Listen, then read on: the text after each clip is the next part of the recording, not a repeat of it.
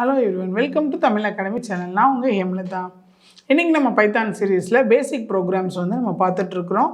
So previous வீடியோஸில் நம்ம வீடியோவில் ஒரு பேசிக் ப்ரோக்ராம் கான்செப்டை பற்றி பார்த்தோம். இப்போ இந்த வீடியோவில் வந்து பார்த்திங்கன்னா ஸ்வாப்பிங் ஆஃப் டூ வேரியபிள்ஸ், எப்படி ரெண்டு நம்பரை நம்ம ஸ்வாப் பண்ணுறது அப்படின்னு பார்க்க போகிறோம்.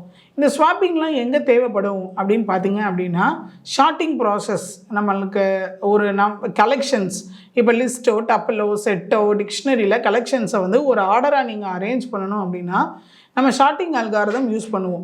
ஸோ நம்ம ஆல்ரெடி கம்ப்யூட்டர் சயின்ஸ் ஸ்டூடெண்ட்ஸுக்கு நிறையா தெரிஞ்சிருக்கும். ஷார்ட்டிங்க்குன்னு நிறைய அல்காரிதம்ஸ் வந்து நம்ம டேட்டா ஸ்ட்ரக்சர்ஸில் ப்ரொவைட் பண்ணியிருக்கிறாங்க. Bubble short, incision short, selection short, இப்படி நிறையா ஷார்ட்டிங் அல்காரிதம்ஸ் இருக்குது. இந்த ஷார்ட்டிங் வந்து என்ன பண்ணும், எதர் அசெண்டிங் ஆர்டர் ஆர் டிசெண்டிங் ஆர்டரில் உங்களுடைய வேல்யூவை அரேஞ்ச் பண்ணி கொடுத்துரும். ஏதாவது ஒரு ஆர்டரில் நீங்கள் எந்த ஆர்டரில் கேட்குறீங்களோ. ஸோ அதுக்கு வந்து நம்ம என்ன பண்ணுவாங்கன்னா, அந்த ஷார்ட்டிங் அல்காரிதம்ஸ்குள்ளே வேல்யூஸை கம்பேர் பண்ணி பொசிஷனை சேஞ்ச் பண்ணுறப்ப, இப்போ முன்னாடி ஒரு பெரிய நம்பர் இருக்குது, நீங்கள் அசெண்டிங் ஆர்டர் பண்ணுறீங்க, பெரிய நம்பர் முன்னாடி இருக்குது, சின்ன நம்பர் பின்னாடி இருக்குன்னா, அப்போ அந்த பொசிஷனை நம்ம என்ன செய்யணும் அப்படின்னா சேஞ்ச் பண்ணணும். அப்போ இருக்கிற பொசிஷன் அங்கே போகணும், அதுக்கு அடுத்தது அப்போ ஸ்வாப்பிங் வந்து நடக்கணும். அப்போ ரெண்டு வேல்யூஸ் வந்து பொசிஷனை சேஞ்ச் பண்ணிக்கக்கூடிய கான்செப்ட் தான் நம்ம என்ன சொல்கிறோம்னு கேட்டிங்கன்னா ஸ்வாப்பிங். ஸ்வாப்பிங் மீன்ஸ் இன்டர்சேஞ்சிங் அப்படின்னு நம்ம சொல்லுவோம். அப்போ எப்படி நம்ம ஒரு ரெண்டு வேல்யூஸை வந்து நம்ம ஸ்வாப் பண்ணுறது அப்படின்றது தான் இந்த ப்ரோக்ராமில் நம்ம பார்க்க போகிறோம். பாருங்கள், கம்பைல் டைமாகவும் நான் எழுதியிருக்கிறேன், ரன் டைமையும் நான் கமெண்ட் பண்ணியிருக்கேன். நீங்கள் எதனாலும் நம்ம யூஸ் பண்ணிக்கலாம். பாருங்கள், இந்த இடத்துல நம்ம x = 5, இது வந்து கம்பைல் டைம் வேல்யூவாக கொடுத்துருக்கேன். அப்போ எக்ஸில் போய் 5ன்ற வேல்யூ ஸ்டோர் ஆகிடும். y = 10, அப்போ 10ன்ற வேல்யூ ஒயில் போய் ஸ்டோர் ஆகிடும். ஸோ அதுக்கடுத்து வந்து பார்த்தீங்க அப்படின்னா input of enter the value of X அப்படின்னு. இது வந்து நீங்கள் ரன் டைமில் வேணும்னா நான் கமெண்ட் பண்ணி வச்சுருக்கிறேன். உங்களுக்கு வேணும்னா நீங்கள் இன்புட் ஃபங்க்ஷன் யூஸ் பண்ணி டைப் கேஸ்ட் பண்ணிவிட்டு எடுத்துக்கோங்க, சரிங்களா? நான் இங்கே டைப் கேஸ்ட் பண்ணலை. ஏன் பண்ணலை அப்படின்னு கேட்டிங்கன்னா, நான் கம்பைல் டைம் வேல்யூவே நான் எடுத்துக்கிட்டேன். ஸோ அதனால் பண்ணலை. ஸோ நான் ஃபஸ்ட்டு கம்பைல் டைமாக ரன் பண்ணி காமிச்சிட்டு ரன் டைமும் உங்களுக்கு நான் ரன் பண்ணி காமிக்கிறேன். ஸோ இப்போ கம்பைல் டைம் இன்புட் எடுத்திங்கன்னா எக்ஸோட வேல்யூ 5 இருக்குது, ஒய்யோட வேல்யூ 10 இருக்குது. ஸோ இப்போ நம்ம என்ன பண்ணுறோம் அப்படின்னு கேட்டிங்கன்னா, கான்செப்ட் ஸ்வாப்பிங்னா எப்படி, நான் உங்களுக்கு ஒரு சின்ன ரியல் டைமாக எக்ஸாம்பிள் சொல்கிறேன். இப்போ 2 பாக்ஸ் இருக்குது. 2 பாக்ஸில் வந்து பார்த்திங்கன்னா ஒரு இதில் சுகர் இருக்குது, ஒரு இதில் வந்து சாக்லேட்ஸ் ஏதாவது இருக்குது அப்படி வச்சுக்கோங்க. ஸோ இது ரெண்டையும் நம்ம அப்படியே என்ன செய்யணும்னா இன்டர்சேஞ்ச் பண்ணணும். ப்ளூ பாக்ஸில் வந்து சாக்லேட்டையும் ரெட் பாக்ஸில் வந்து சுகரையும் மாற்றணும். அப்படின்னா எப்படி மாற்றோம், ரெண்டுலேயுமே ஃபுல்லாக இருக்குது, எப்படி மாற்ற முடியும் நம்மளால்? அப்போ என்ன செய்வோம்னா ஒரு டெம்பரவரியாக ஒரு பாக்ஸ் எடுத்து ஃபஸ்ட்டு ஒரு பாக்ஸை நம்ம என்ன செஞ்சுருவோம், கிளியர் பண்ணிடுவோம். இதில் இருக்கிறத அதில் தூக்கி போட்டுருவோம். அப்போ ஒன்று கிளியர் ஆகிடும். அப்போ இந்த சாக்லேட்டை தூக்கி சுகர் இருந்த பாக்ஸில் போட்டுருவீங்க. இப்போ சாக்லேட் பாக்ஸ் ஃப்ரீ ஆகிடும். அதுக்கப்புறம் அந்த 3வது பாக்ஸில் நீங்கள் கொட்டி வச்சுருக்கிற சுகரை இதில் போட்டுடலாம். ஸோ இதுதான் கான்செப்ட், சரிங்களா?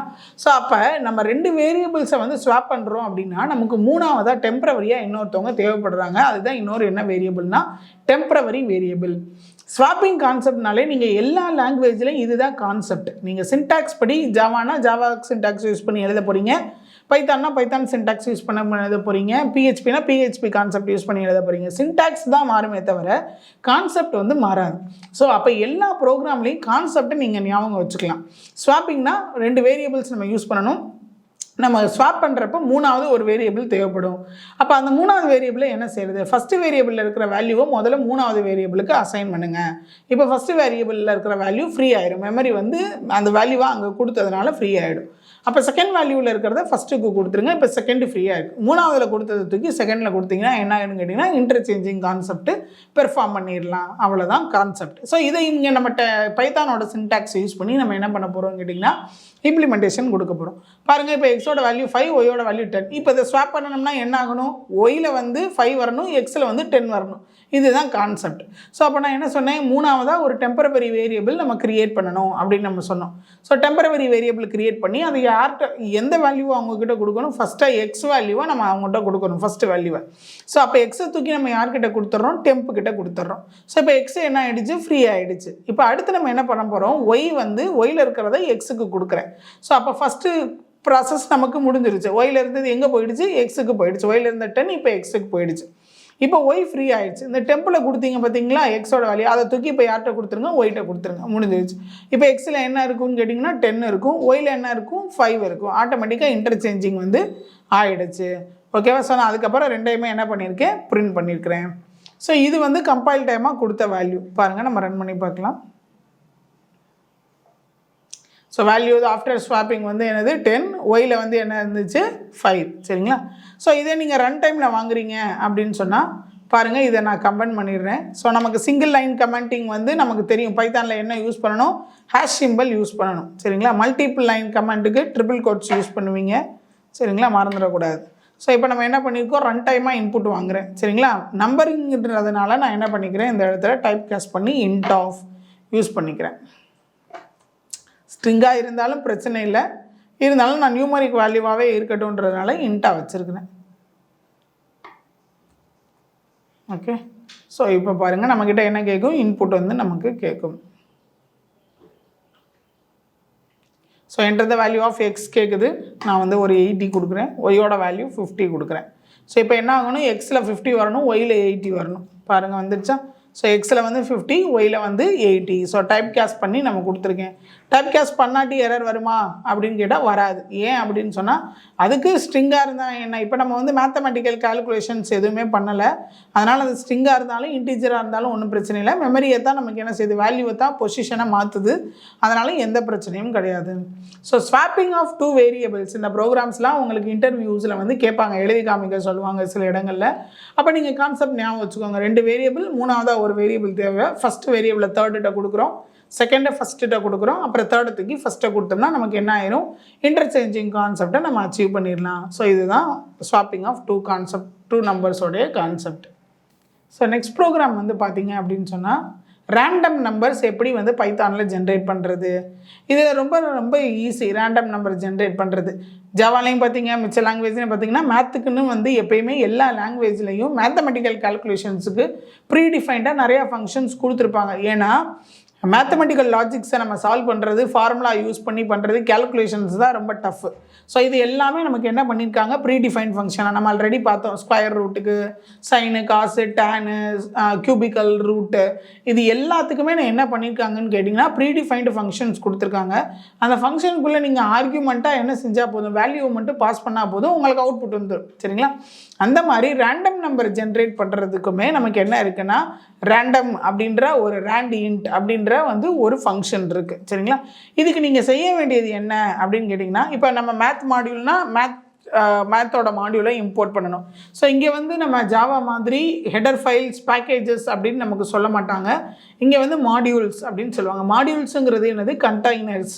ப்ரீடிஃபைண்டாக எழுதியிருக்கக்கூடிய கிளாஸஸ், ஃபங்க்ஷன்ஸ், இது எல்லாமே இருக்கக்கூடிய இடம் தான் நம்ம என்ன சொல்லுவோம்னா மாடியூல்ஸ் அப்படின்னு சொல்லுவோம். சிஸ்டம் மாடியூல் இருக்குது, அதே மாதிரி ரேண்டம் மாடியூல் இருக்குது. இப்படி நிறையா மாடியூல்ஸ் வந்து நம்ம அன்றைக்கி ஒரு தடவை கீவேர்ட் மாடியூல் நம்ம பார்த்தோம் இல்லையா, கீவேர்ட்ஸுக்கு. ஸோ அது மாதிரி மாடியூல்ஸ் வந்து நிறையா இருக்குது. ஸோ இப்போ இந்த ரேண்டம் நம்பர் ஜென்ரேட் பண்ணுறதுக்கு நம்ம ரேண்டம் மாடியூலை நம்ம என்ன செய்யணும், இம்போர்ட் பண்ணணும். ஜாவாலையும் சரி பைத்தான்லையும் சரி இம்போர்ட் ஸ்டேட்மெண்ட் யூஸ் பண்ணுவாங்க. எதுக்கு, இந்த கண்டெய்னர்ஸை இந்த ப்ரோக்ராமுக்குள்ளே நம்ம கொண்டு வர்றதுக்காக இம்போர்ட் ஸ்டேட்மெண்ட்.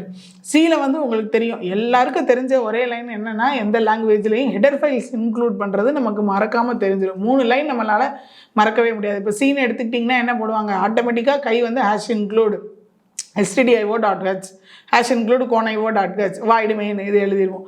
அதே மாதிரி தான் நம்ம ஜாவாலையும் சரி பைத்தான்லையும் சரி பேக்கேஜ் மாடியூல் இம்போர்ட் உள்ளே கொண்டு வர்றதுக்கு இம்போர்ட் ஸ்டேட்மெண்ட் நீங்கள் யூஸ் பண்ணணும். இங்கே இன்க்ளூட் வராது. ஸோ இம்போர்ட் ரேண்டம்ன்றது ப்ரீடிஃபைண்டாக உள்ளே எழுதியிருக்கக்கூடிய ஒரு மாடியூல். இதுக்குள்ளே நிறையா ஃபங்க்ஷன்ஸ் இருக்குது. அதில் ஒரு ஃபங்க்ஷன் தான் நம்ம இப்போ யூஸ் பண்ண போகிற ரேண்ட் இன்ட் ஃபங்க்ஷன் சரிங்களா. இதெல்லாம் என்ன ஃபங்க்ஷன்ஸாக இருக்குதுன்னு கேட்டிங்கன்னா ஸ்டாட்டிக் ஃபங்க்ஷன்ஸாக இருக்குது. ஸ்டாட்டிக் ஃபங்க்ஷன்ஸாக இருந்தால் என்ன செய்ய தேவையில்லை, இன்ஸ்டன்ஸ் யூஸ் பண்ணி நம்ம கால் பண்ண தேவையில்லை. அதாவது ஒரு கிளாஸில் இருக்கக்கூடிய ஒரு மெத்தடை வந்து பார்த்தீங்க அப்படின்னு சொன்னால் நம்ம எது யூஸ் பண்ணி தான் கால் பண்ணணும்னா ஆப்ஜெக்ட் யூஸ் பண்ணி தான் கால் பண்ணணும்.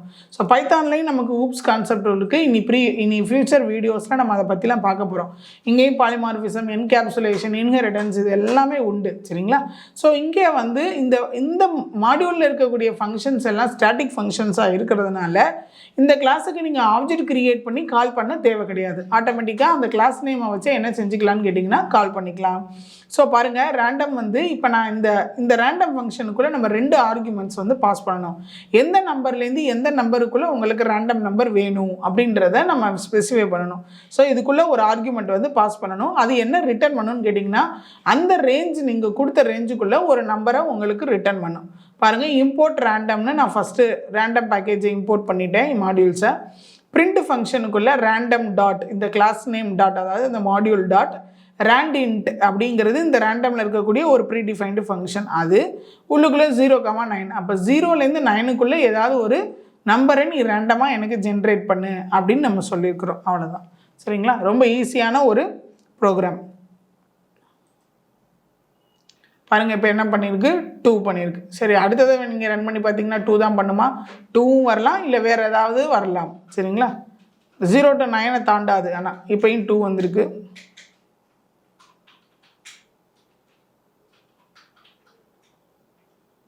இப்போ 6 வருது பாருங்கள். சரிங்களா? சேம் நம்பர்ஸும் வரலாம், இல்லை வேறு ஒரு நம்பரும் நமக்கு என்ன ஆகலாம்னு கேட்டிங்கன்னா வரலாம்.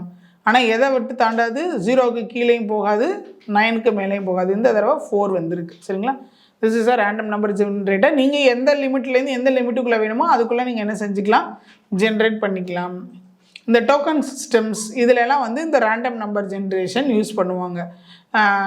அது என்னது, சாய்ஸஸ் எடுக்கிறாங்க இல்லையா, அந்த மாதிரி லக்கி வின்னர்ஸ் இந்த மாதிரி எடுக்கிறப்பெல்லாம் இந்த ரேண்டம் நம்பர்ஸ் கான்செப்ட் நமக்கு யூஸ் ஆகும். அதே மாதிரி ஒரு ப்ரோக்ராம் படிக்கிறப்ப இது ப்ராக்டிக்கலாக எந்த இடத்துல இம்ப்ளிமெண்டேஷன் பண்ணுறதுங்கிறதையும் தெரிஞ்சுக்கிட்டிங்கன்னா உங்களுக்கு ரொம்ப அது யூஸ்ஃபுல்லாக இருக்கும். ஸோ இந்த வீடியோவில் வந்து பார்த்திங்கன்னா நம்ம பேசிக்காக ஸ்வாப்பிங் கான்செப்ட் எப்படி பண்ணுறது, ரேண்டம் நம்பர் எப்படி ஜென்ரேட் பண்ணுறது அப்படின்ற ப்ரோக்ராம்ஸை நம்ம பார்த்துருக்கோம். இந்த வீடியோ உங்களுக்கு பிடிச்சிருந்துச்சுன்னா லைக் பண்ணுங்கள், கமெண்ட் பண்ணுங்கள், ஷேர் பண்ணுங்கள். தேங்க்யூ.